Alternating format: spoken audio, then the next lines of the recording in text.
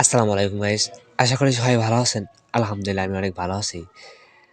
আর আজকে যাইতেছি আমি নানার বাড়িতে। আমার নানা মারা গেছে। আর এখানে নানার কবরস্থান করা হইতেছে। আমি সরাসরি কবরস্থানের দিকে যাইমু।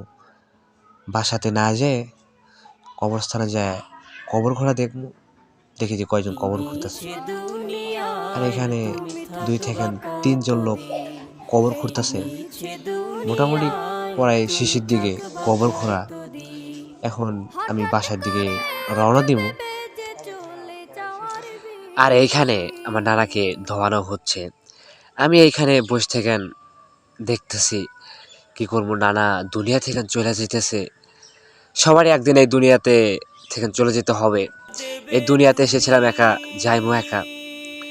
এখন আমরা সবাই নানাকে নিয়ে জানাজার উদ্দেশ্যে চলে যাইমু। আর এখানে জানাজার উদ্দেশ্যে সবাই এসেছি। এখন জহরের নামাজটা শেষ করে ইনশাল্লাহ মাটি দেওয়া হবে। আপনারা সবাই দোয়া করবেন আমার নানার জন্য।